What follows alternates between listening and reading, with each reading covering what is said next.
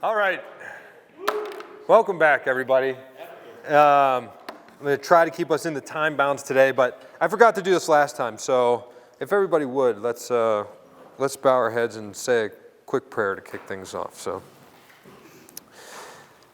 dear Lord, we thank you for all the gifts you give us, not least of which is our ability to reason and think through problems and look at evidence that helps us understand the world around us and this beautiful place you created for us and the purpose you've given us in life. We're very thankful for the people you put in our lives, including the people in this room and the people of this church. And we thank you most of all for the salvation you offer us through your Son, Jesus Christ. And it's in his name that I give you these thanks. Amen.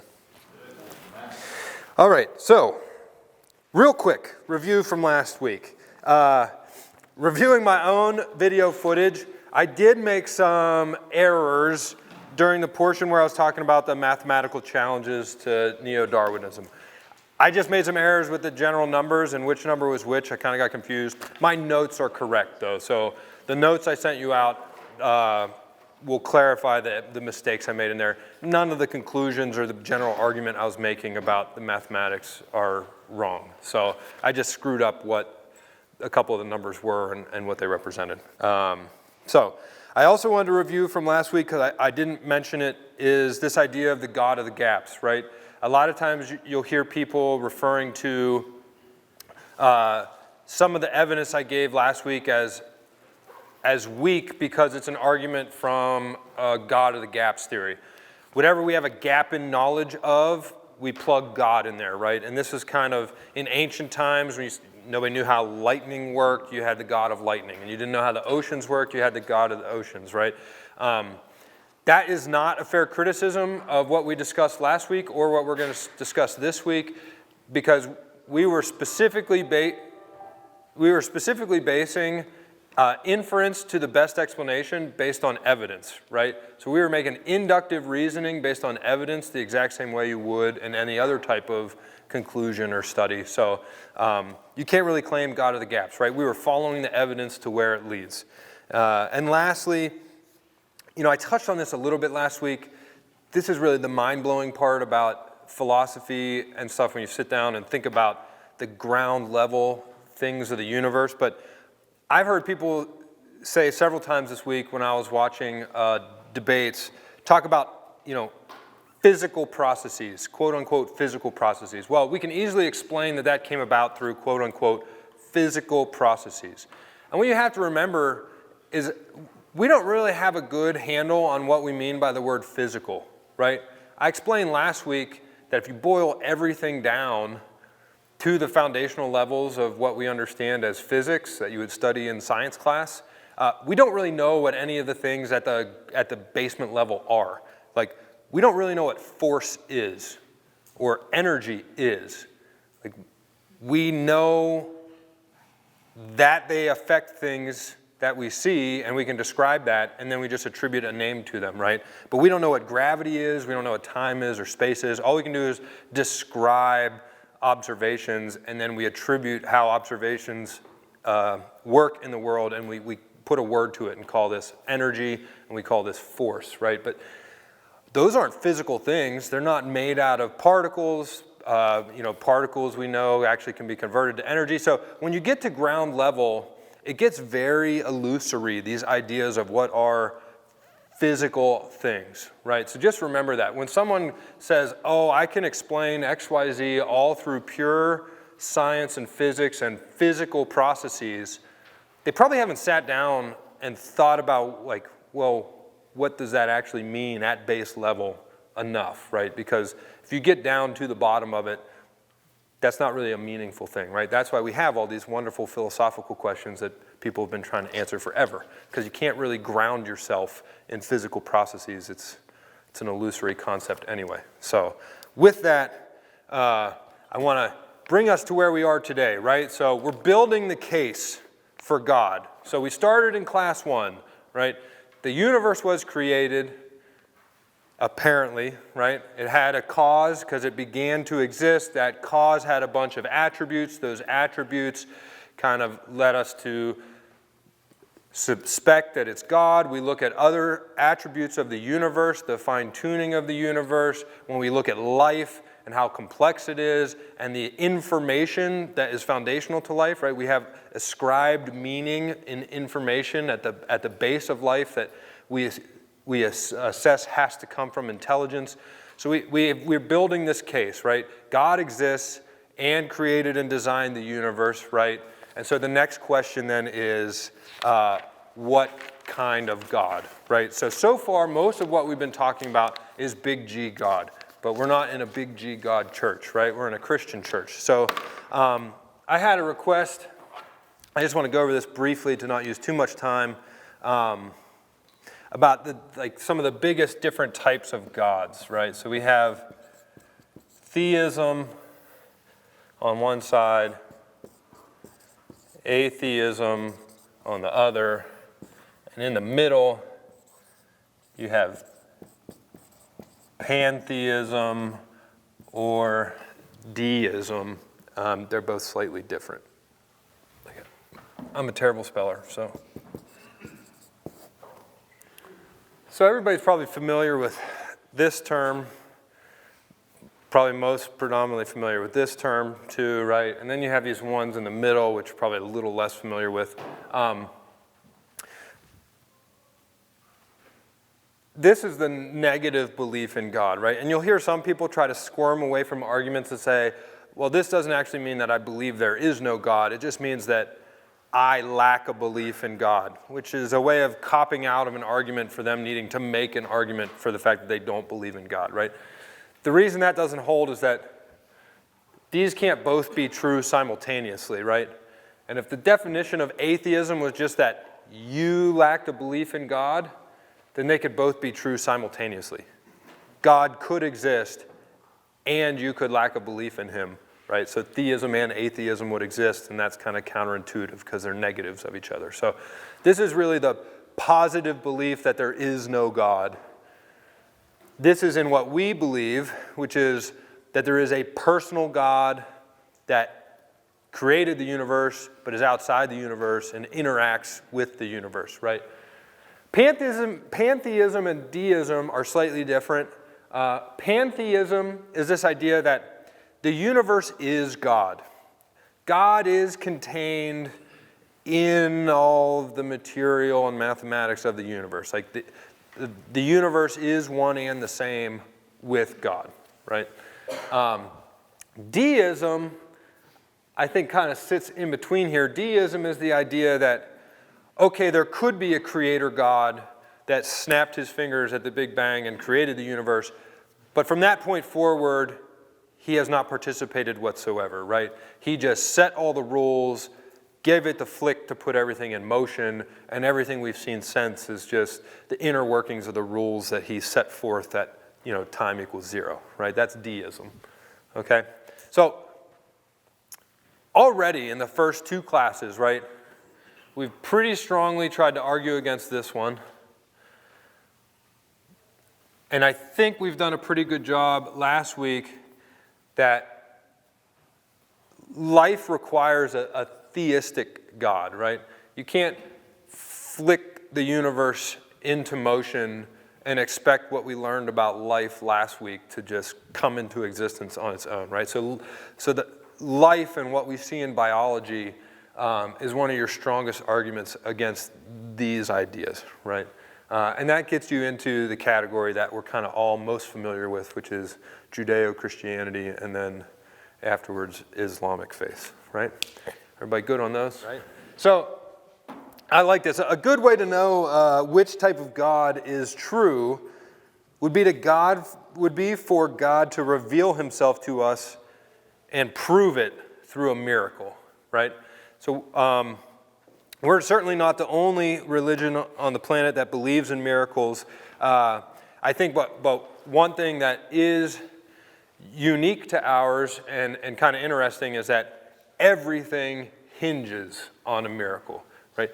The resurrection of Jesus Christ is the thread by which our entire religion hangs.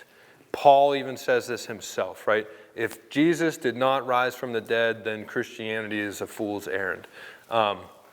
The good news is that thread, to steal a quote from a video you guys watch for homework, seems to be made out of some supernatural titanium alloy, right? Every time someone tries to clip it, it just seemingly gets stronger. So first, I want to focus real briefly on what are miracles, right? I just want to do a little definitional stuff.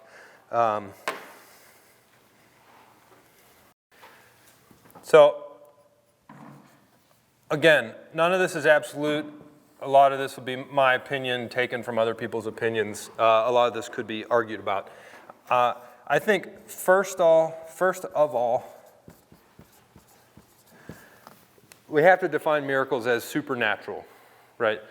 So we have these things we call the laws of nature, which we kind of touched on a little bit last week.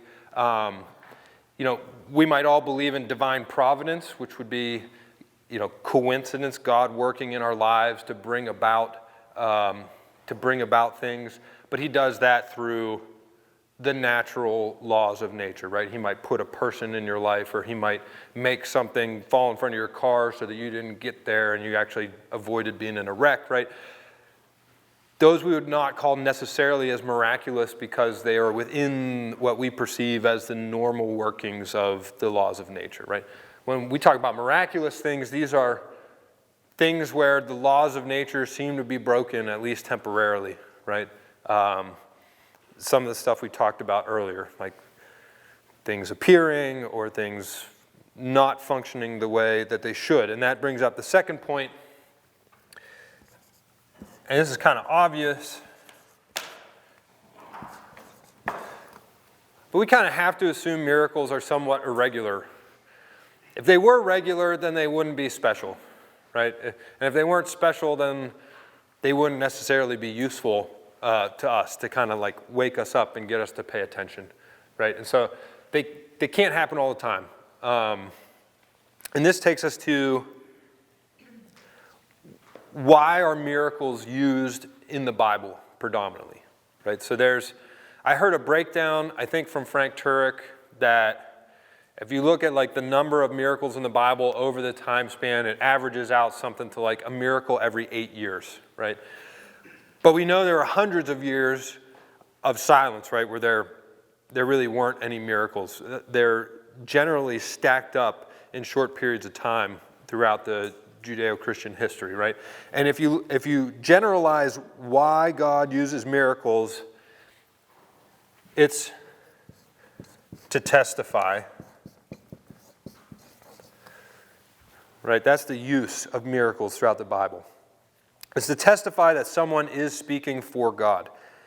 And generally, the people who get to produce the most miracles, the humans in the Bible who perform the most miracles on behalf of God, they're using the miracle to confirm the revelation that they're giving us, right? So probably the biggest miracle workers in the Bible are Moses, Elijah, Elisha, and then Jesus and the apostles. And generally, if you look at those people, those are the people who are bringing about the biggest new revelations, right? That's all good? Yeah, okay. So when God is trying to reveal something new to us, he uses a miracle to grab our attention and say, hey, this is coming from me. It's not a bunch of garbage, right? He's testifying for himself through breaking the laws of nature to mostly get us to pay attention to the revelation. The revelation is actually the important part, right? The revelation is what you're supposed to focus on. So we got to remember that.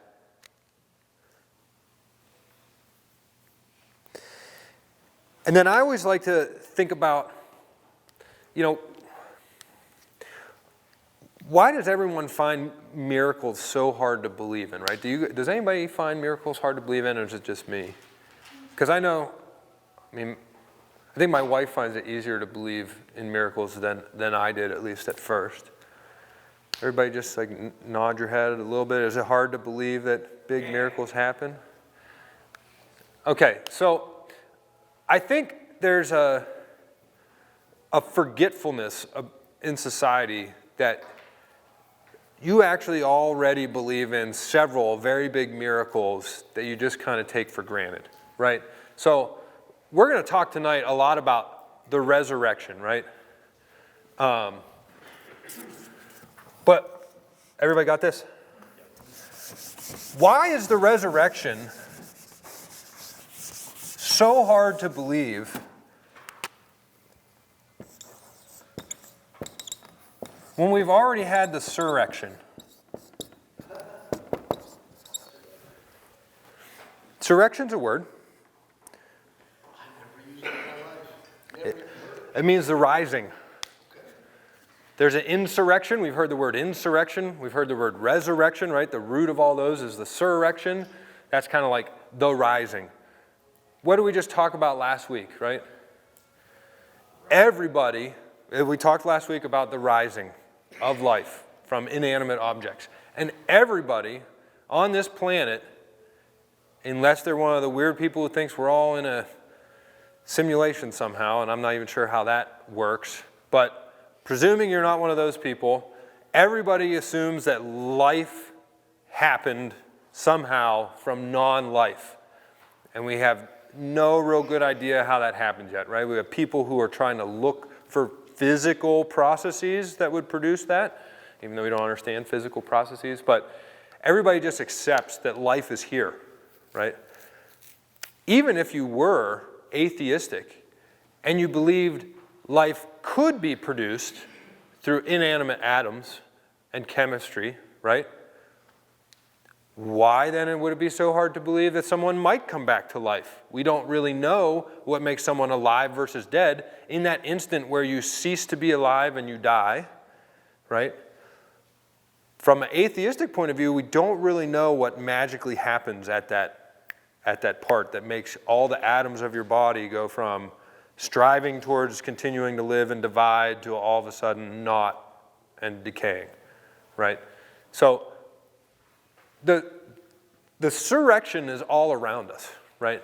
So don't find it so hard to believe that a single man would come back to life if, given all the evidence we learned in the first two classes, that God exists, that life looks like it was created and designed, you have evidence all around you that life exists and it got here somehow, right? It had to come from something. You can't get something from nothing, we learned in class 1, right? So it's not really that big of a stretch of the imagination, in my view, when you start thinking about it, right?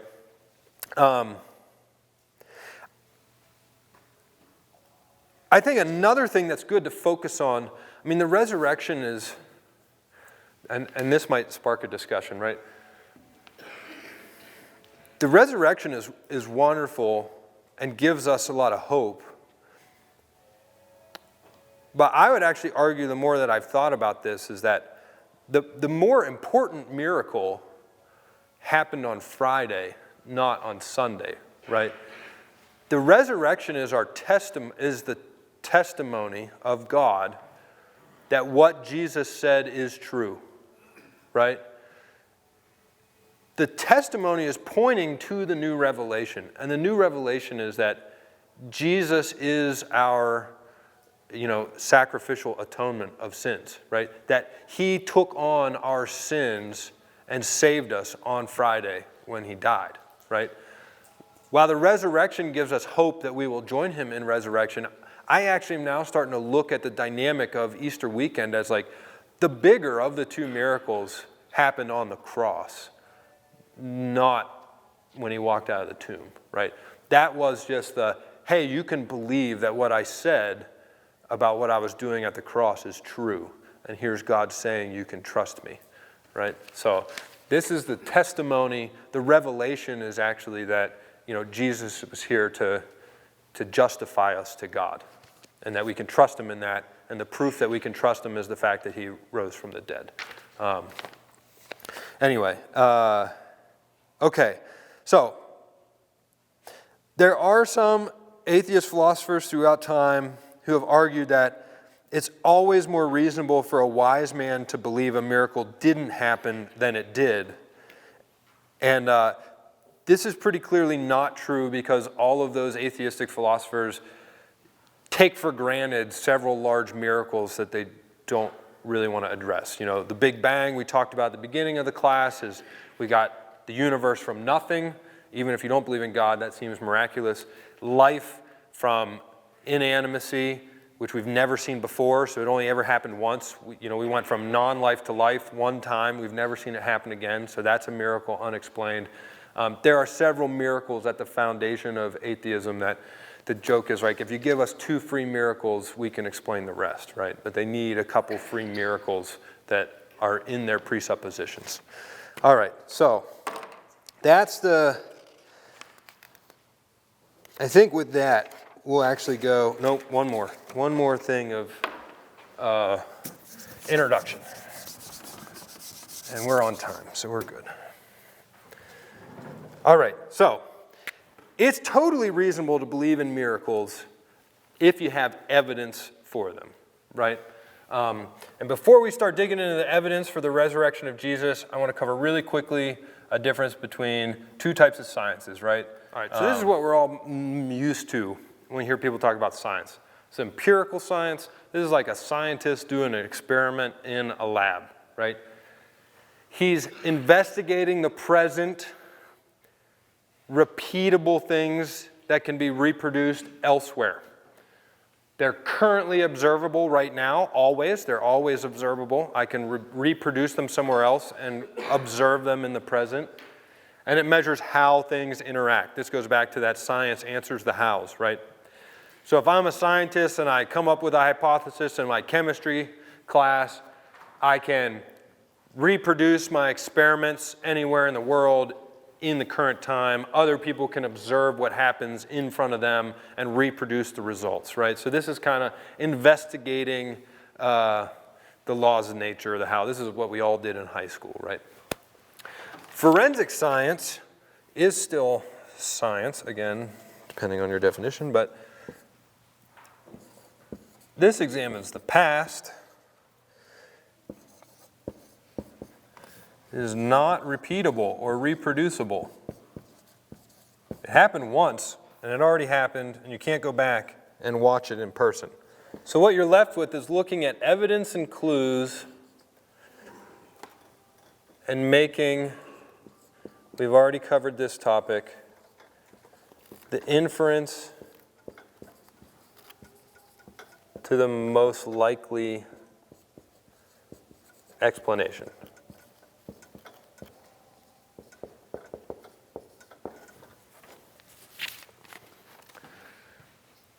This is what we're stuck with for investigating past events. And it doesn't necessarily even mean ancient events. Like, this is what we're left with to learn about anybody throughout history as recently as last week, right? You hear a story about something somebody did at church, you hear it from 2 different people, then you hear it from a third person, and you're kind of collating all that information to kind of come up with what you think is the most believable story, because Bill's a bit of a, he kind of embellishes, he's an embellisher, and Brandon kind of always leaves stuff out, and so when I hear the story from both of them, I'm kind of trying to find what I think was the real middle ground of what actually happened, right? This is how we do criminal law and court cases in the U.S., right? You can't go back to the murder scene and say, okay, well, let's have the murder happen again exactly the same way, and we can all watch it in real time, right? You're left with what's the evidence and the clues, and we're making inference to the most likely explanation. And just because we're making an inference to the most likely explanation does not mean that it's not very likely, right? We can reliably put people in prison for life on this type of science, right? We can do all sorts of things with this type of science to very concretely make conclusions, right? So don't think just because it's not repeatable and we can't observe it directly does not mean that we're not very confident about certain conclusions based on the evidence and clues we have, right? So this is what we have to keep in mind when we're talking about Jesus and the resurrection in the first century, 2,000 years ago, because this is all we have. So with that, let's get into the evidence for Jesus and the resurrection.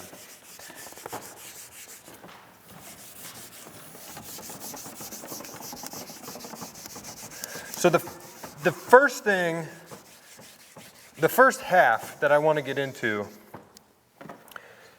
is evidence for Jesus and the resurrection outside of the Bible. Most people who aren't Christians, for whatever reason, unless they're a scholar in anthropology and history and first century archaeology, they don't let you necessarily use the Gospels and the Bibles as firsthand testimony of what happened in the first century.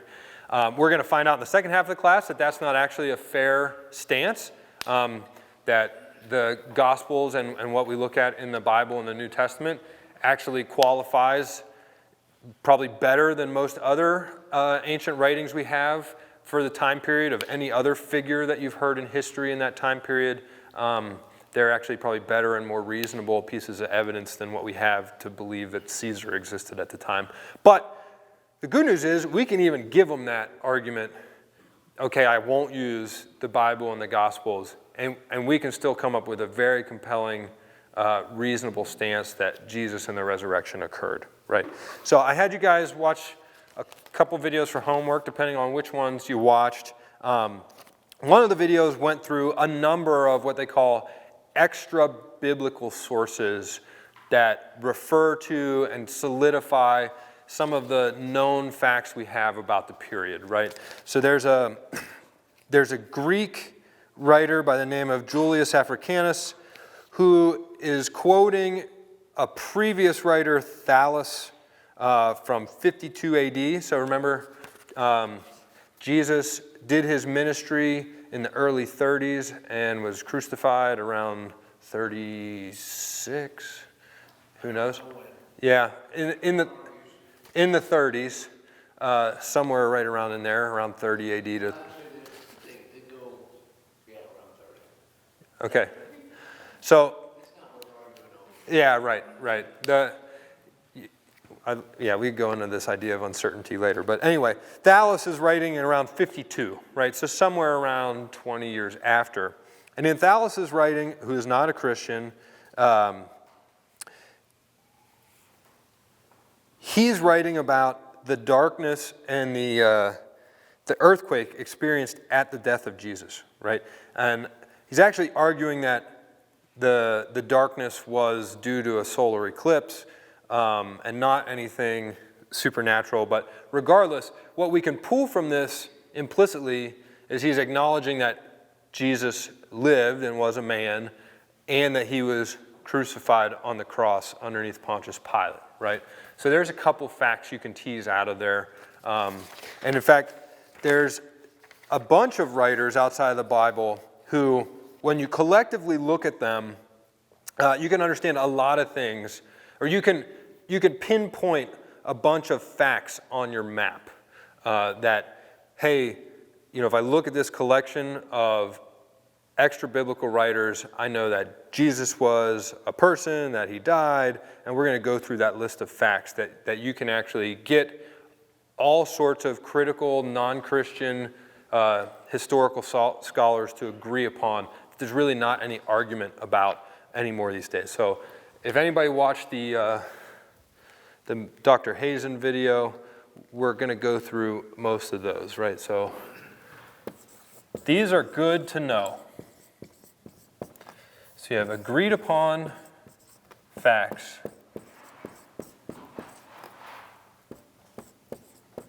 about the first century.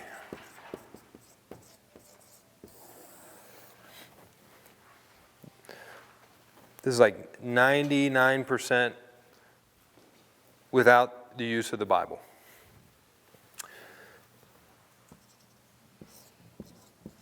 So we have Jesus existed.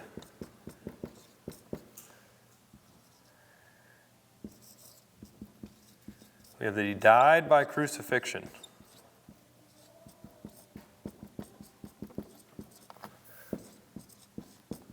Under Pontius Pilate.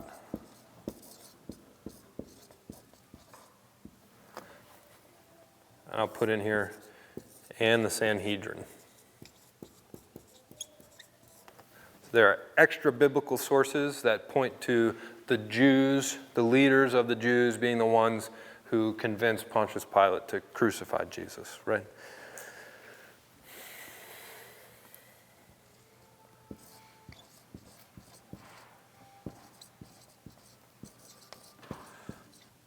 We have that Jesus was buried, and there's growing agreement that it was in the tomb provided of Joseph of Arimathea.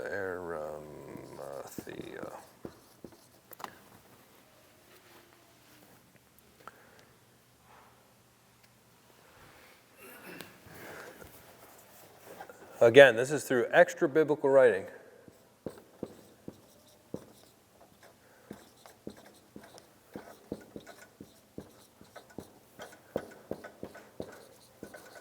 The tomb was found empty. Know this because there's several different Jewish historian writers that make arguments about the apostles stealing the body as a reason for why the tomb was empty, right?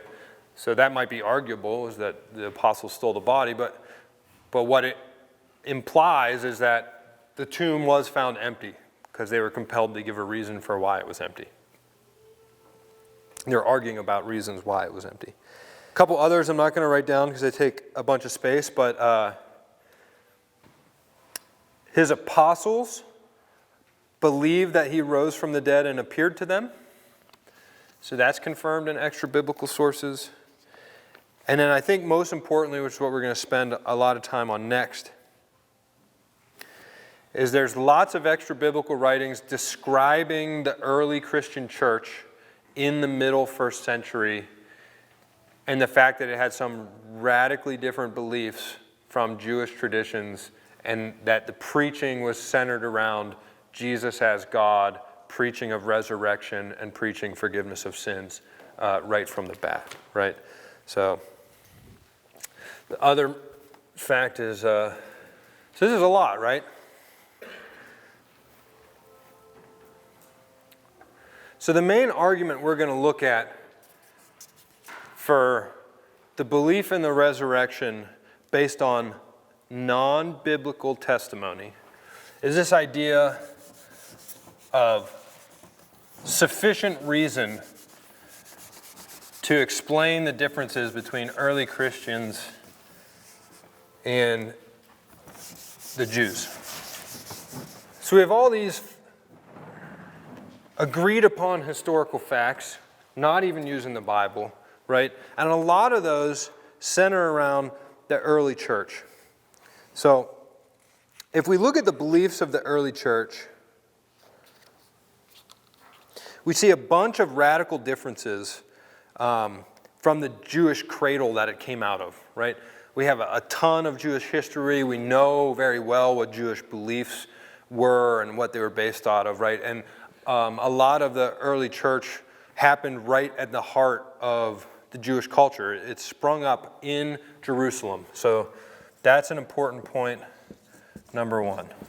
The early church didn't spring up in some different Gentile town, way far away from the heart of Jewish culture. The locus of the first Christian believers was Jerusalem, where you had the strongest Jewish presence, Jewish cultural presence. You had the strongest amount of backlash available to you for religious changes of belief, right? This fact would pose the biggest challenge to Christianity sprouting up, right? It's sprouting up in the place that there's perhaps the most pressure for it not to sprout up, and there's probably the most blowback for the people who choose to join it, as in any other city would be. And then if we look at a lot of the biggest teachings in the earliest church, there is confirmation that in the center of the first century, like within the 50s and 60s, the early church is already preaching that Jesus is God. They're preaching resurrection and forgiveness. forgiveness of sins.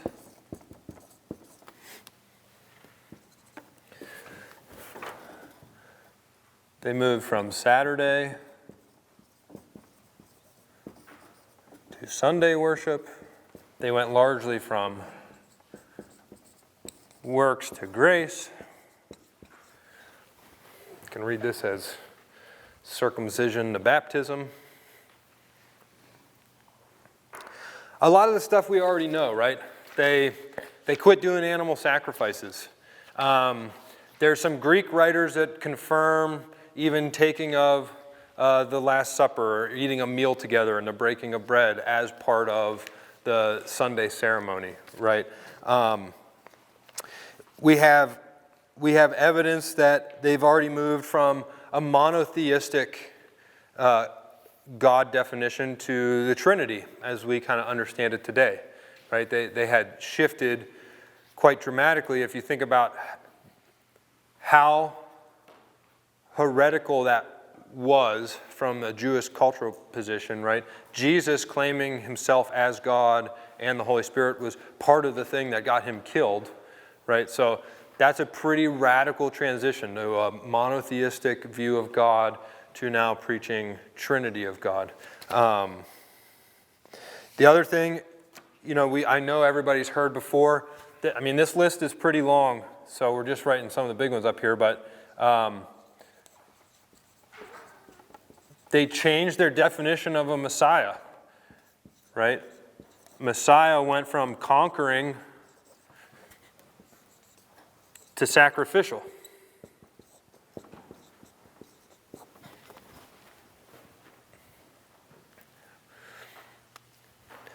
So one of the most important parts about this transition we see is how rapidly it took place, right? What you'll often hear from the layperson is that, well, yeah, Jesus existed, and he was an interesting teacher, great guy, good ideas, but, all this miracle stuff and him rising from the dead and everything, that's just legend that's built up over time, right? And we do have a bit of evidence throughout history of legends coming into existence of people who existed, right? There's actually a study of how someone becomes legend. And one of the most important parts is that legends evolve into their status over a pretty long period of time, and generally for them to get to legendary status, it has to be beyond any living witnesses of the time period, right? It's on the frame of around 100 years, give or take, that someone can start to build up legendary status. The problem is, all of this is confirmed by extra-biblical sources immediately in the surrounding local area of Jerusalem, right? We have a dramatic shift, essentially instantaneously, with as much certainty as we can tell based on the ancient evidence. We have writers in the 50s and 60s AD, the 90s AD, all referencing the early church and early Christians having all these practices and preaching all these things. So that's point number one, is that it happened immediately. This radical conversion from a certain set of practices based in the Jewish faith to this happened right away. There was no buildup over time, right? The other thing that's important to understand, so that refutes the whole legend thing, right? There was not enough time for it to evolve into legend. The other thing that's important to understand is the context of the Jewish faith and how radical some of these things are, right? So, in the Jewish tradition, there was no belief in resurrection until the end of time, and it happened with your physical body. That's why the Jews had ossuaries that they put everyone's bones in, right? Because those bones were going to come back to life at the end of time, right? There was no concept of, resurrection prior to then, or you being resurrected at the point of death, right? Which was a key part of Jesus' preaching, right? That, once you were a believer, you didn't die, you just fell asleep, right? And that you would never die, right? That you're instantly resurrected in the spirit realm. This is a radically new view relative to the Jewish understanding and religion. So, This is a big thing to come out of there. Also, this idea of forgiveness of sins and grace, the early church casts away Moses' law and essentially completely redefines the Old Testament. We all know this, right? That the New Testament casts an entirely new light on the Old Testament. That is a radical shift for someone who doesn't have the background that we do in 2,000 years of Christianity built into us just accepting, oh yeah, we're New Testament, of course, totally just flip-flops the Old Testament. That's normal to us. But at the time, that is a tremendous shift to abandon the laws of Moses, right? For Paul to be talking all about how, we can't live by the law anymore, works do you no good, right? This whole idea of going from circumcision to baptism, that it's through belief that you're saved, not through your adherence to the law. This is radical, a radical shift. And it's immediate. It's not, in 200 AD, we start to see a departure from the Jewish traditions and culture and the religious beliefs of the Jews, right? It's right there in the heart of the Jewish faith at the time that Jesus came back from the dead, right? So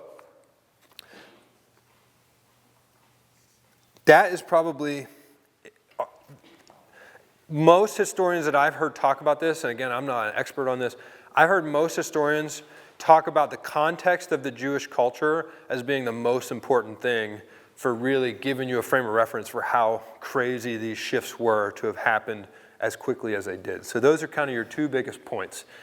And I think from there, that's where this idea of what's a sufficient reason for these to take place. Another thing we need to consider is that two of the most famous and most well-written believers and disciples, apostles of Jesus, are James, his brother, and Paul, who is a part of the Jewish High Council and was a persecutor of Christians, right? What's a sufficient reason for them to have changed their stories so dramatically? We have to understand that James is his brother and is a documented skeptic prior to his death, right? So any of you who have siblings, you know how you might react to your sibling claiming he was God. Probably the same way James did, until your sibling comes back from the dead and stands in front of you and says, I am God, right? So it's hard to come up with a sufficient reason why James and Paul would trade their stance so dramatically after his death, because they gained nothing by it. So another fact that we didn't put on here that's well known and accepted by even critical scholars is that his disciples went from, followers but largely scaredy cats to be seen with him and stand up to rebuke with him at the time that he was arrested and put to death, to after he's put to death, they're the most ardent believers and supporters to the point of their own deaths. They have a dramatic shift, right? So if you take the atheistic view of Jesus, that he's just a rebellious leader trying to bring an uprising against the Romans, right? His followers are hesitant to stand up and fight when he gets arrested and killed. They're all of a sudden going to be such ardent supporters after he's dead in a nonviolent way, preaching these radically different things, preaching them nonviolently all the way until Peter, James, and Paul are all killed. They never wavered, right? They went from either the opposite perspective or to a wavering belief in this to unwavering to the point of death to preach these things when he was resurrected from the dead, right? So there are theories that try to explain away this stuff, but this is all, again, outside of the firsthand testimony of the Bible. You have to explain a sufficient reason for all these accepted facts proven by the evidence we have of history outside of the Bible testimony itself.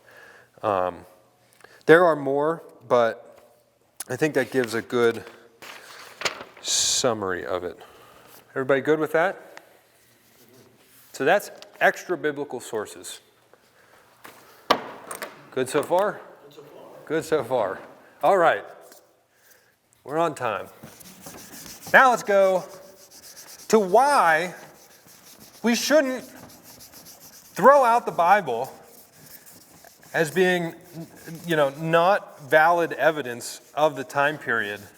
In fact, it's probably the most reliable evidence we have for the time period. So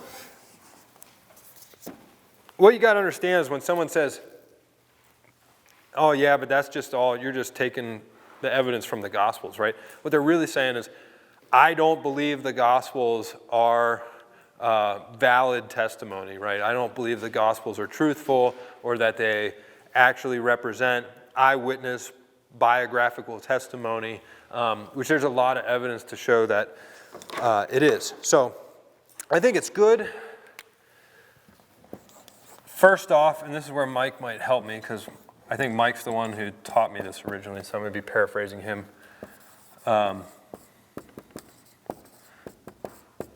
I found it very interesting when Mike first discussed with me the difference between Old Testament and New Testament archaeology and scholarly activity, and what's the big difference between how we find the true translations of the Old Testament, like what's verifiable as original Old Testament text versus what we find as original verifiable New Testament text. And they're totally opposite, right? So the Old Testament was very much like the monastic copying of the Bible in the middle centuries, right? So in the Old Testament times, rabbis who were predominantly the most likely people to be literate and have the ability to write, they were making exact copies of the Old Testament, right? It was a very holy act. They weren't allowed to get anything wrong. And so scholarship of Old Testament texts is trying to find the oldest Old Testament text and seeing if it matches exactly the oldest one we had to date, right? There's a chain of perfect copies going back in time, right? And if it's not a perfect copy, then we throw it out, right? So we're trying to, if we can find the oldest one and the newer ones match the oldest one, then we say it was copied the whole way. If the oldest one we find is different from the newer ones, then we start to question the newer ones, right? The oldest copy is always the most valid because the Old Testament was copy exact the whole way. So if we find the oldest one and it's largely different from the newer one, then we assume in between the oldest one and the newer one, somebody was adding in some stuff, right? Oldest is most verifiable. Good so far? That's why the Dead Sea Scrolls were such a big deal. So I don't know if it's still true. I think it is still true that the Dead Sea Scrolls are some of the oldest pieces of Old Testament writing that they found, and largely identical to most of what we already had of those verses. So in all of these archaeological finds, it's never like, oh, I get the whole book of 1 Corinthians, right? It's like 4 half lines that you figure out where it is, and then you see if those lines match up to what you already have, right? So the older you go, generally when you find it, the less you have, but you see if what you do have matches what you already had from more recent finds. That's Old Testament. Yeah, absolutely. So the Jews were very word-centered. They'd memorize books. So it's easier to copy something you've memorized. They knew how many ciphers to the page. But they didn't copy in such a way that left a lot of old manuscripts lying around. So before 1940, what was it? The Dead Sea Scrolls were found 47, 48.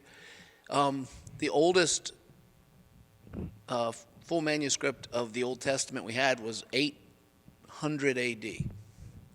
So 800 years after Christ. So you can sit and imagine, well, that's 800 years at least since Jesus' time that you could have all these whisper down the lane problems, right? you know the whisper down the lane, I say something in your ear, you say something in her ear, she says something in her, and it changes. And since they weren't preserving their, they held the actual paper and the words almost as sacred, unlike New Testament. There weren't copies all over the place. And so if you can imagine 800 years, there's no way that Old Testament is not unchanged in 8 centuries, not counting before that. And that's why the Dead Sea Scrolls were such a big find, because they were found in 1940s. And they were found in these caves left by the Essenes, who were this apocalyptic group. They're like Christians who think the end is near, so they sell everything they have and go off on a mountain and wait for the Lord to come, and then he doesn't show up. That's the Essenes for the Jews. They thought the end of the world was near, and no one was as holy as them, and off they went to live in caves in the desert. This is before Christ's time, but right around there. Well, they died, and it wasn't the end of the world, but it turns out that as archaeologists, there's more archaeologists looking at Israel than any place ever, and they still are. They found some scrolls from the Essenes, and they actually had many, many segments of the Old Testament, I think all of Isaiah or something like that, and it was almost exact with the copies of the Old Testament from 800 years later. So the Jews had pulled off maintaining their Bible for 800 years perfectly, which is just an incredible feat. By comparison, I don't know, who knows when Homer's Iliad was written? This ancient, what's that? Like 600 BC? Yeah, and so it's not as old a document as the Old Testament, which would have been written about 1500 BC, or at least begun 1500. It was written over many centuries.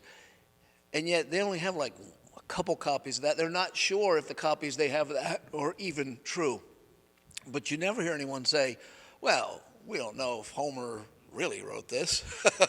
But they say that of the Old Testament. So the Old Testament has that linear kind of preservation that's within their culture. And it's within their culture to this day. If you're talking to a Jew who's at all serious about his faith and you're trying to lead him to Christ, don't pull out your Bible that you wrote all in. Get a clean one, because they wouldn't write in theirs. It's just not what you do. And so that's just their culture, preserve the word. And it's kind of awesome when you think about it. All you. I like it. Yeah, and whoever said that, I think you're right, at least according to Wikipedia, is 700s BC. And this is the 8th century, somewhere in the 700s BC for the Iliad. So the New Testament is it's not exactly, it's very much the opposite of the Old Testament being copy exact. It was copy a whole bunch and send it around to as many people as you can, get this word out there everywhere. So the New Testament is very different in that we have thousands and thousands of copies of the different letters in the Gospels that make up the New Testament because they were purposefully copied as much as possible to distribute to all these other cities so that people would have them. And so when you do a New Testament scholarship, it's very much a game of what happens most frequently, where do we see the highest number of repetition to try to spot where errors or additions have been made. So if you look at this string of sentences, right, and they all purport to say the same thing, if you have enough of them written down, you can make a good guess at when someone made an embellishment or added or made an error, right? So we can pick out some errors in this one, right? We can say, oh, well, here's an error, and I had more. Here's an error, right? Here's an error. Whatever, doesn't matter. Yeah, there's an error, right? Same thing as if one of these had the dog ran fast, and all the other ones just had the dog ran, we could say, I feel like this was a later addition, right? And so that's largely how New Testament, And add to that, let's say you do not have the original The Dog Ran document. All you have, these are all copies, yeah, to stick with that example. right. So it's even hard to know which one is the original, right? Well, say there is no original, because that's more what it's like for us in the New Testament. Yeah, It's gone. yeah, it's gone. It's as if you had my notes, everyone hand wrote a copy of my notes, and you had thousands and thousands of them, and you had to like put them all together and look at them. But we didn't have the original. And you don't have the original.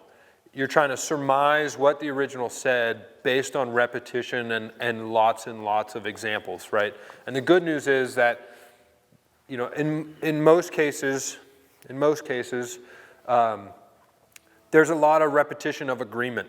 So it makes it easier to pick the ones where stuff was added, right? Obviously, there's still some disagreements. That's why we have so many translations of the Bibles. That's why we have so many ...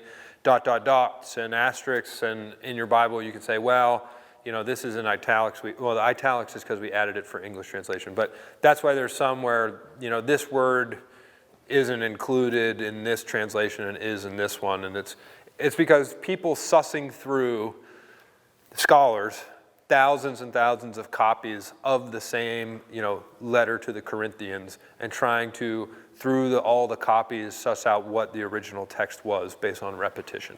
So this is how New Testament scholarship is done. I always found that very interesting. As an example, in Mark, which we're preaching through, we should be finishing shortly after Easter. And chapter 16, we're not even going to cover verses, I think it's, 15 on or 14 on? No, 9 to the end is in dispute. Chapter 16, 9 to 20. So it's written in your Bible, but it's in brackets. This can be disturbing because you might think, well, can I trust what's in my Bible is in the original? And the answer is yes, you can. The reason it's in brackets is because the latest manuscript evidence shows that it wasn't in the original in all likelihood.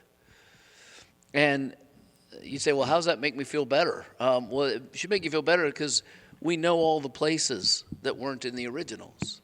And there's actually a notation in your Bibles that tells you where. The King James won't have those because the King James is, well, they did the best they could with what they had, and we found a lot more manuscripts since then.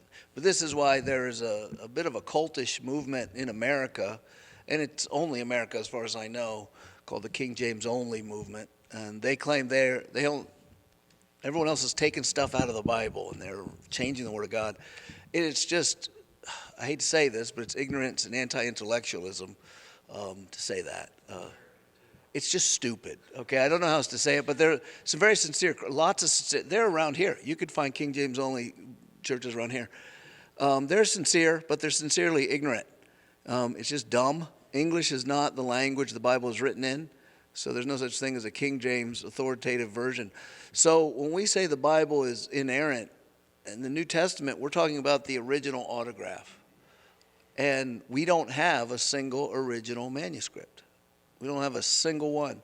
But we have so many that are so old, found in so many places in the world, that we know what the original said. Just like if everyone here took his notes, copied off his original, then handed to a friend who copied it off of yours, and then all of you, every single one of you went to a different place in the world and died there. And then his were burned. If we could get yours back, we could figure out what his were. And that's what it was, because the Christians, unlike the Old Testament writers, they were evangelical. The faith isn't spread by going to a temple and killing a lamb. The faith is spread by saying a message. And this is what the apostles gave us as the message. So I got a letter from Paul. We're going to pass it around to everyone we can right here, and we're also going to send it off to the next church. So it left just a very rich New Testament record in Greek. And so you can really rely that your New Testament is the original autograph, with the exceptions being noted in your Bible. There's a little note that'll tell you, and some there's fights over. Scholars fight over them, but none of them amount to anything, except for if you want to handle snakes, because the part about handling snakes is at the end of Mark. And you might say, well, how did that get in there? Well, there's a story in Acts of Paul getting bitten by a snake and not dying. So people guess most likely someone was adding some cool stuff in here that they knew happened and threw it at the end of a copy of Mark. And that's the way that happened. So I don't know if there's any questions on that, but I guess not. Yeah, he has one.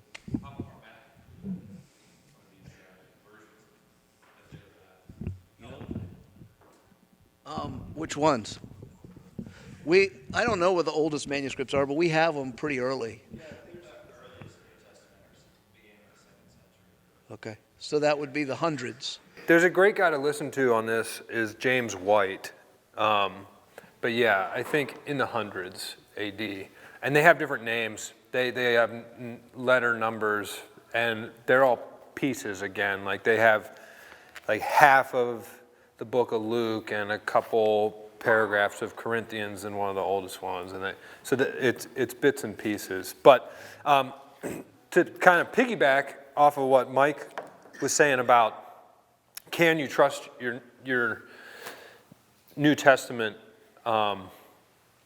there's a great argument for why you can actually test it more because it was proliferated through this mass copying and distribution to the people than you can some of the other sacred texts, for example, like the Quran, right?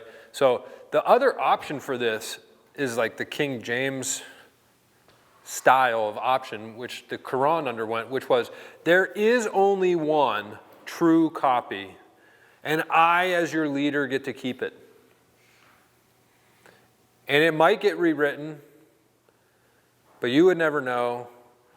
Whatever is in the copy that I have is the true text. And that is often the other modality with which religious texts get carried on, right? You want to have some fun and go down a rabbit hole, investigate Mormons, because they go after any old copies of the Book of Mormon or the Pearl of Great Price or Doctrines and Covenants, which are their fake books, because they've updated them and they need to get rid of all the old copies. And some of these, and by the way, I went down this rabbit hole in a library before the internet, and so I bet you can find a lot of cool stuff now, but including stories of people saying their houses were burned down, people were killed, and I don't know how much of it's true, but they go after old copies because Joseph Smith, when he wrote the Book of Mormon, he said an angel gave him the exact words, and he had a lot of vernacular language. For example, it was common in country folk back then to put the letter A in front of participles, ing verbs. So the Book of Mormon had a bunch of those. So if you think someone was running, he was a running, right? He was a coming, he was a going, and well, all those are gone. So what the way they handle it is they go after any old copy and destroy it as fast as they can, so you can't see it. So while initially this intuitively might seem less reliable, the more you think about it, actually, it's pretty ingenious. This is relatively uncorruptible because there's so many copies out there that the truth is discoverable through investigation. And if you actually listen to some of these debates, any of these debates between a person of the Muslim faith versus a Christian about which religious texts are true, that's a big problem with the Quran. The Quran for a very long time, I'm going way off track here, but for a very long time was under lock and key of 3 or 4 of the biggest king rulers of the Ottoman Empire and Islamic, because Islam was also a nation state, just like Judaism too. So it wasn't in the early parts of Islam, it wasn't just a religion, it was a nation state and a religion simultaneously. And the Holy Book, there's a lot of evidence that it changed very significantly under several different of their rulers, right? And it was unquestionable as to what was the true text, because this is the true text. By definition, the one that I, the king, hold is the one that matters. Everything else is false, right? So a lot can happen in 2,000 years if you only have one true original copy that, don't worry, trust me, King James, it's the one that I have, right? That actually is a lot more obscure and open to corruption than if you got 100,000 copies of it all over Indiana, Nebraska, and Oregon, and Pennsylvania, and everybody can kind of look at those and collect them and say, yeah, no, this looks like what was the original based on, repetition and what we have as the most evidence for the original. So, okay. So, why should we view the New Testament as reliable, first-hand testimony, was essentially a historical biography of the times, right? Again, going back to the same theme we just talked about when we were talking about extra-biblical sources, the New Testament is very, very early attestation. Like I attest to something, very early testimony, right? If you look at most of the New Testament, is likely and arguably written all before 70 AD, or most of it is written before 70 AD, right?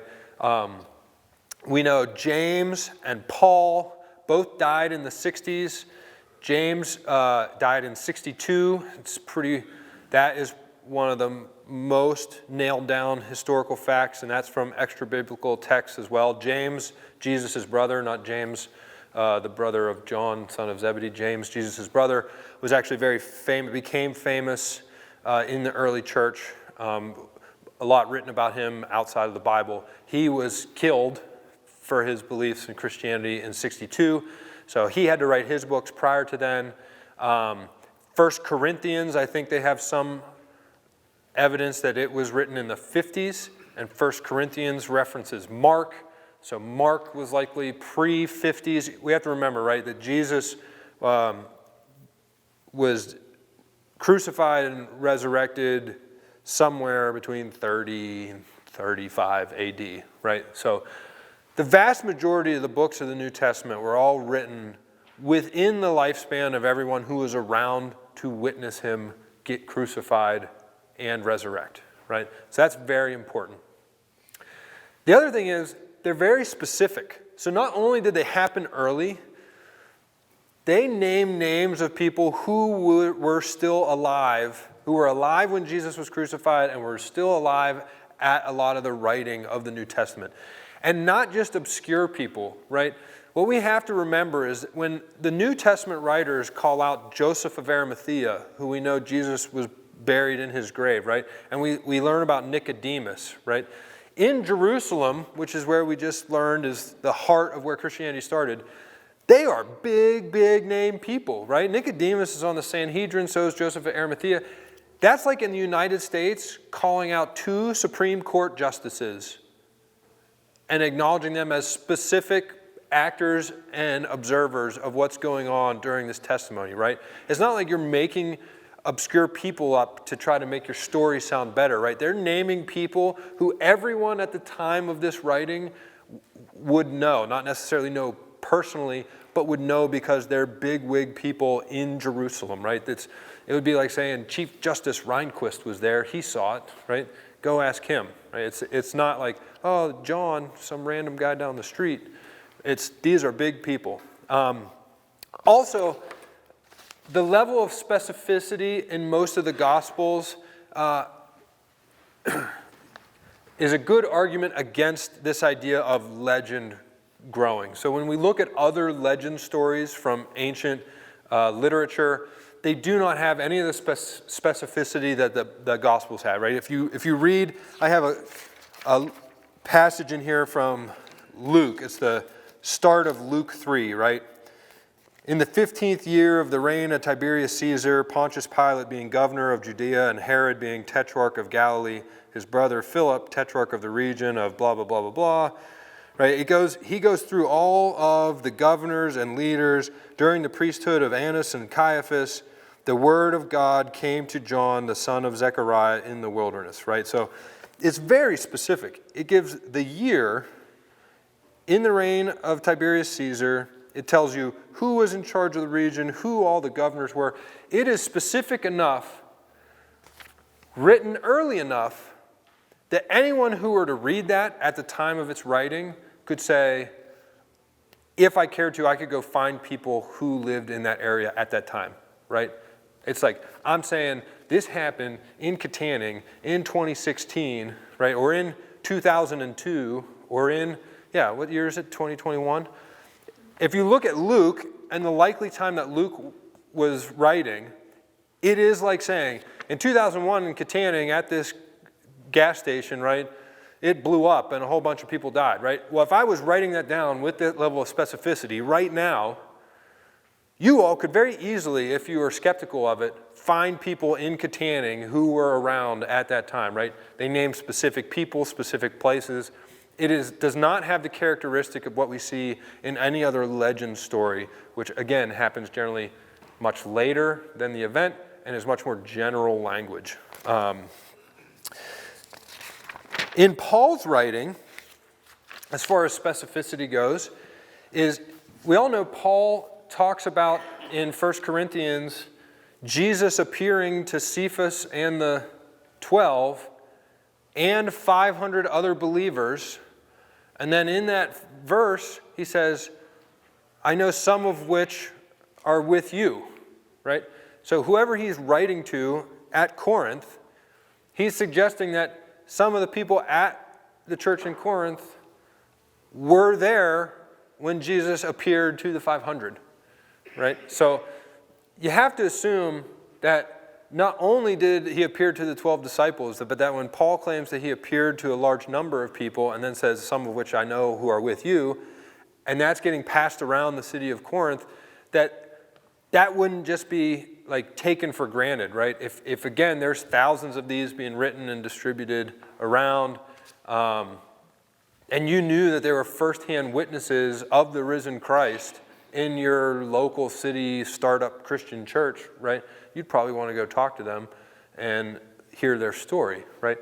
It's very hard to believe that you would get away with the specificity they use in the Gospels in the age in which they used it, in areas where a lot of these specifics and claims of Jesus' appearance in a resurrected body would be falsifiable, that they would continue to proliferate, right? It'd be hard for it to happen. That's why when we do see legends start to bubble up, that they happen so much later. There's a reason that legend stories happen later in time. It's because they're almost impossible to get to take hold and to really proliferate so close to the actual events happening. That's because these are small towns, and you got to understand, right?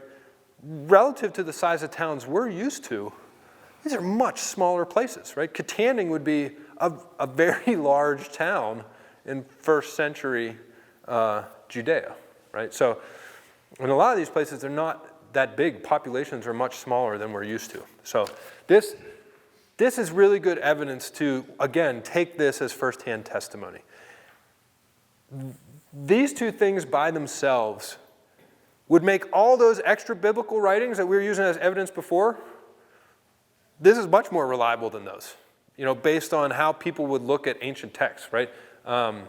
There's more evidence for the New Testament being viewed as reliable firsthand testimony than almost any other ancient text that is taken, without question. And you don't even have to go that far back. Do you know how many manuscripts there are of Shakespeare's plays? 0.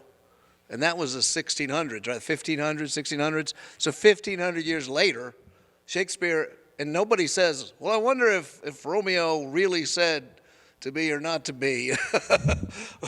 Or Juliet said, wherefore art thou, Romeo? Well, that's what she says now. But we don't there's no handwritten manuscripts of his own plays. I think there's one handwritten manuscript he wrote of someone else's play, but literally none. And that's only 1500s, because that's just the way it goes. And you're not going to find the kind of copies that you do of the New Testament. So you can almost be certain that your Gospel of Mark is more reliable to the first author than your copy of Hamlet, interestingly enough. So there's a reoccurring theme we're seeing here, right? And we talked about it in class 1. The problem is people's presuppositions. Well, God can't exist. The Bible points to God, therefore the Bible has to be false, right? And it puts a really undue burden on the Bible relative to any other text that you take from even things much later. The Quran, there's a lot more reliable evidence of the original language of the New Testament than there is the Quran. The Quran's 600 years newer. 600 years newer, right? I mean, this is being written in the first There are a lot century. fewer authors. Yeah. One author. Yeah. And the Quran is in the 600s, right? It didn't have to survive nearly as long. And there's a lot more archaeological, original or older evidence of New Testament writing. So, And also, could I throw in the quality of the story? If you want to say Muhammad's words have affected and changed the world, you're wrong. I mean, give me some Muhammad quotes. They took over by the sword right from the beginning. They took over it was never a religion of peace. It just had its peaceful times. He was a war chieftain. And the Quran is not an impressive book. In fact, try reading it in English, which they say isn't holy anyway. You have to read it in its original language. But if you try, it's boring. I mean, it's tedious and it's incoherent. And so people, here's what you'll get is, I don't believe Jesus in the Bible because his followers just made up the story after he was gone. Okay, Jesus' words are everywhere. They've changed nations. They've changed governments. You can't go to a bookstore and not see titles that are taken right from the Bible, right? His words, he has been shown to be the wisest man who's ever lived. If you just count how many people have quoted him all around the globe, all through the centuries. So if his followers just made him up, good on them. Those are the most brilliant fishermen that ever walked the shores of Galilee. So it doesn't have, it's more logical to assume that Jesus was brilliant than these followers were brilliant, because they made up a brilliant guy, and then within years, they died. None of them came out and said, made that crap up, don't kill me. Not a one of them. So the quality of the book itself attests to it. yeah. So there's a couple comments I want to make as we run it. So these are also all very good points that combat the disciples made this stuff up, right? And these are, you kind of intuitively understand them. There's a book, and if you watch the homework, right, you'll get a longer description of these than I'm going to give. But the amount of embarrassing details in the Gospels, right? If the Gospel writers were making up the stories, they certainly didn't make themselves sound very good throughout any of them, right? They're constantly not understanding what Jesus is saying, falling asleep on the job. They're constantly denying that they're a follower of him. They're running away. They're dopey, scared, not very courageous. Well, if any of us were going to make up a story about ourselves and this great messianic conquering of Rome and the afterlife and this whole, again, go back to this radical change from Judaism to Christianity, this radical shift, we're going to invent a new religion. Why wouldn't you make yourselves more centered in that new religion and how awesome you were if you were making that all up, right? The idea that the women were the primary testimony for Jesus' resurrection is a really big deal. Again, that goes back to you fully understanding the context of the culture at the time, right? It's very surprising at all that we even know any of the women's names in the Bible, right? Jesus had a lot of sisters. You don't know a single one of their names because in that part of time, in that part well, just at that part of time, anywhere in the world, women weren't really that important when it came to the historical story. They were never really part of history written down by historians at that time. But they're very central to the Bible story, which you wouldn't do if you were making it up, because it's not readily viewed as testimony by that culture. Like a woman couldn't testify at the time to anything. So why would you pick women to be your prime testimony of the resurrected Jesus and the empty tomb? Doesn't make sense. We already covered this, enemy and skeptic, so that would be Paul and James. And we already covered the idea of the disciples themselves radically transforming from being sheepish to being adamant to the point of death, right? So with the last few minutes, there's a couple things with the last few things we've been talking about that actually I want to touch on just as a way for you guys to go investigate them more on yourselves, because you really should do this, right? One argument you'll always hear is, well, just because a radically new religion sprang up and took hold isn't a very good argument. Mormonism sprung up and took hold. Islam sprung up and took hold and took over half the world. Like, is that justification for it being valid, right? You should listen once you get there. I would suggest doing it later on because they can be pretty, like, they can be a little bit tiresome to listen to. But some debates between very good Christian scholars and very good Islamic scholars are very interesting to listen to. Islam started in conquest, right? It was radically different than what you saw in early Christianity. It was convert or die, right? And the holiness of Muhammad's writings didn't become holy till much longer after Muhammad was dead. Then the New Testament came into being holy after Jesus was dead, right? The Muslims, or the Islamic religion, became popular through force in the early days of the Islamic nation state. As they took over other nations, belief grew by dominance and threat of death. It hasn't changed much in some parts of the world. But that's really it. It was very much the opposite of early Christianity, where early Christianity had a totally different message, right? It was preaching nonviolence, it was preaching forgiveness of your enemies, and all of the ardent followers of Christianity were passive up to the point that they were put to death, right? They didn't start an uprising and start warfare and start converting people through militaristic means, right? So that's very different. Another word of caution. So if you haven't been exposed to it yet, there's a thing a couple Christian scholars like to call parallelomania.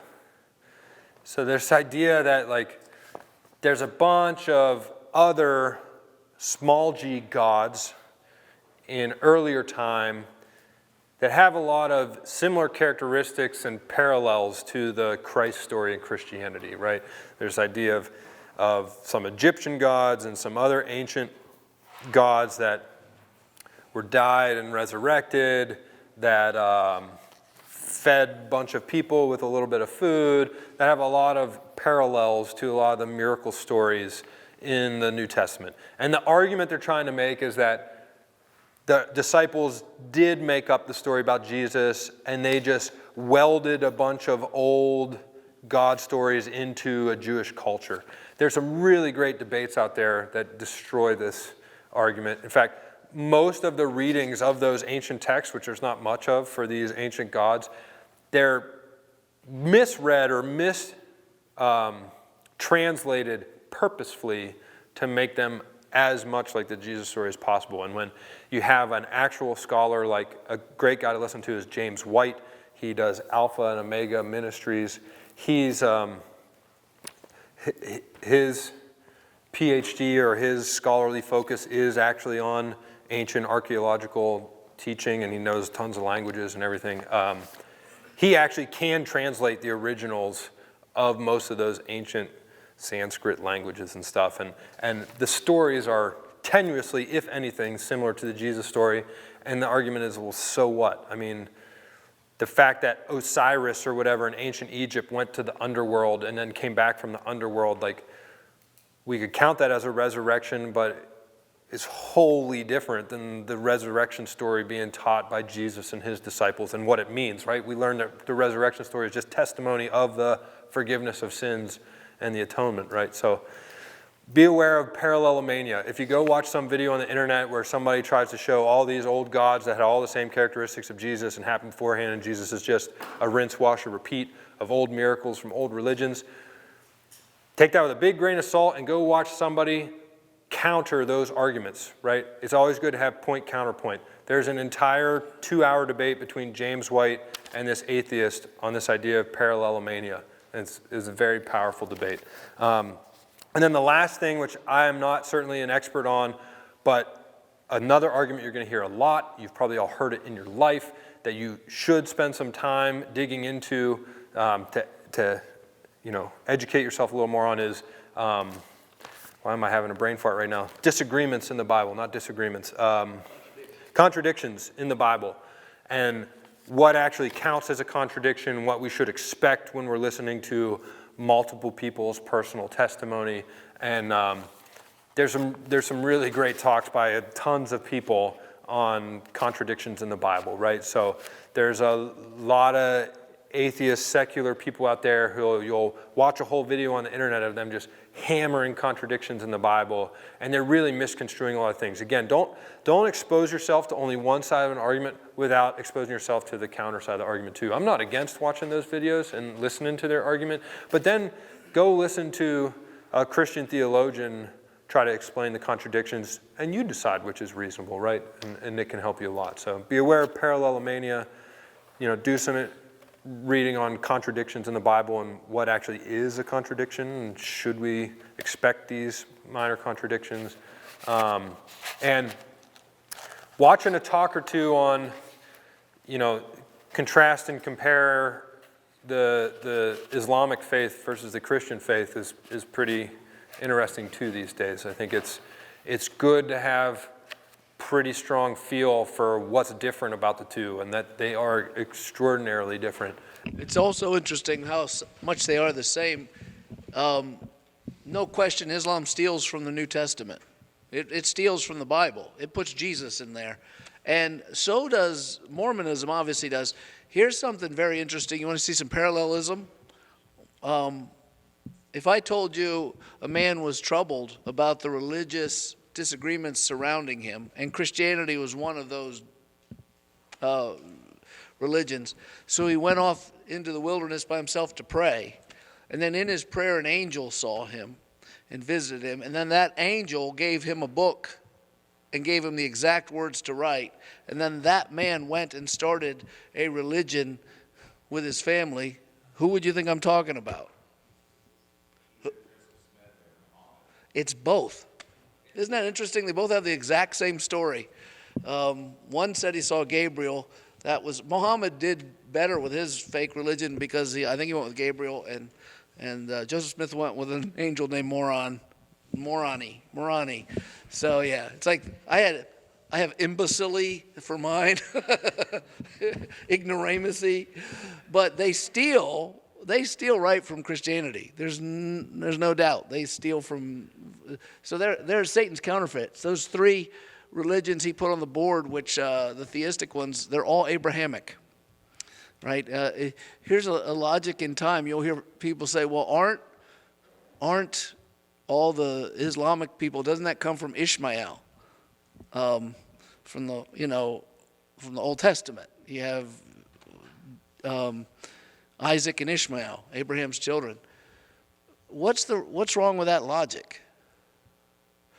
They almost give the impression Abraham started two religions. One was Jewish and one was Islamic, because Jews came from Isaac and then the others came from Ishmael. What's wrong with that logic? Yeah. That's right. Ishmael has nothing to do with Muhammad. The fact that they might share some genetic code is likely, but you're going to such a distant relative.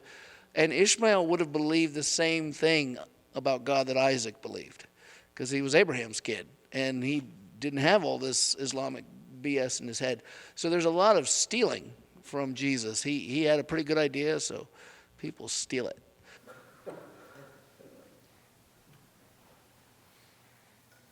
Anybody got any questions? Is it ending almost on time tonight? All right. Wait, you got a question? That's fine. I've noticed we've talked a lot about some religions that differ, obviously, from Christianity. However, in the United States, another religion we come up with, up against a lot is Catholicism. And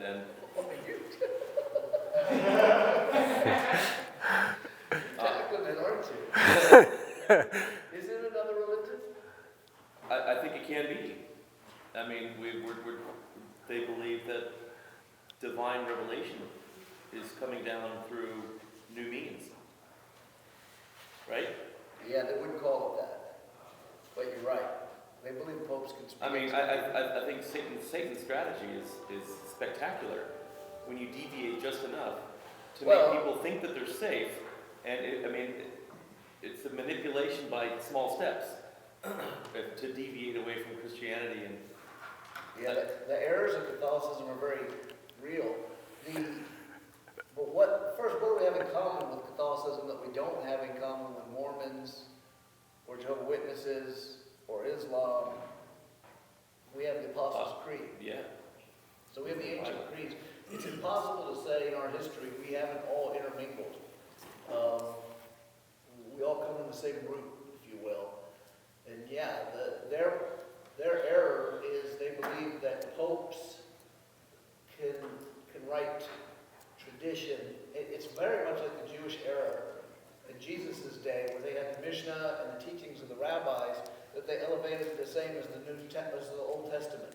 And the popes have done the same thing. The idea that, Mary is fun. I don't pick on the real Mary, but the fake Mary, she's fun. Like they had her born sinless, but she couldn't be sinless like Jesus. So she had original sin in the womb, but while in the womb, an angel came down and scooped out the stain of original sin from her. So she was probably immaculate conception. At conception, her sin was removed, whereas Jesus had none. And then she never sinned on earth, and then she didn't die. She floated up to heaven.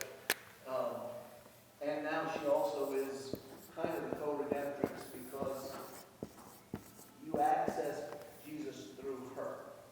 And yeah, that's all fake. But they're still the same ones who say they believe in Jesus, Son of God. They believe in the Trinity. They believe in the Bible. They believe in the resurrection, forgiveness of sins, life everlasting. Amen. Which we do too. So that's a very difficult one. I think what I've struggled in interacting with a lot of Catholics is a works-oriented earning. The Eucharist is the worst part to me. The idea that the body and blood, that the bread and wine change into the body and blood of Christ, and that by drinking it physically and eating it physically, you're receiving grace. So grace comes by chewing and swallowing. And I think that's an insult to the cross. It's almost like voodoo.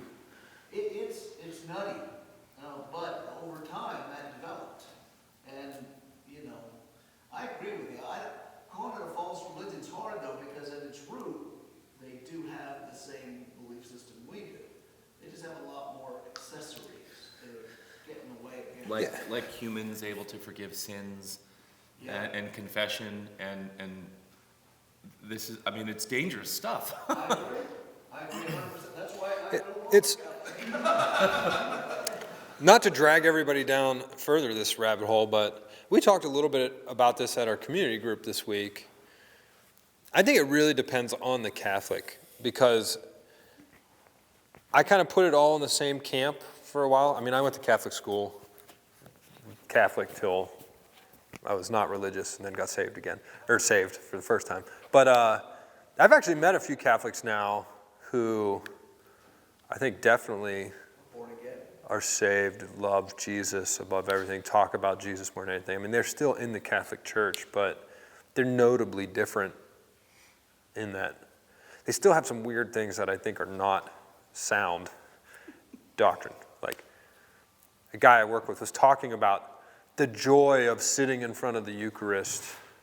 And I know it was idolatry, but then he just ranted for a long time about how much Jesus has changed his life and thinking about, undeserved grace. And if you take away the weird dogmatic, like weird stuff, it was all sounded great, right?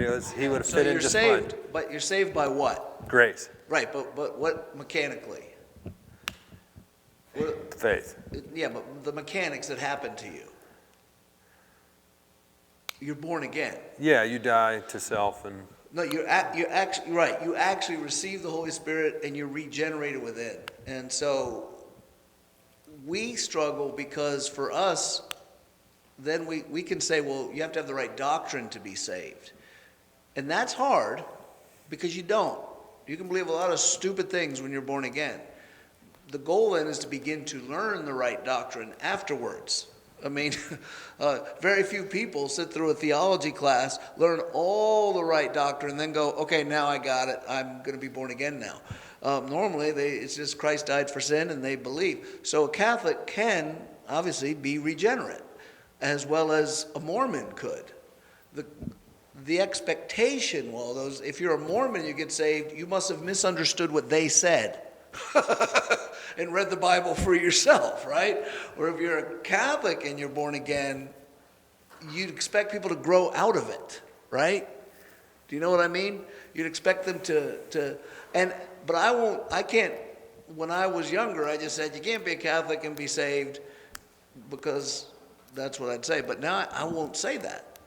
It's just messy. If you're a Catholic and you're saved, just leave the church to make everything easier, okay? That's what I'd say. All right. You are free to leave. Next week, probably the most important week. Well, probably the most meaningful to your dealings with other people in life. Everything we've been learning so far is great, happy-go-lucky nerd stuff. If you like that sort of thing. Next week is actually where the rubber meets the road when you're talking to most people.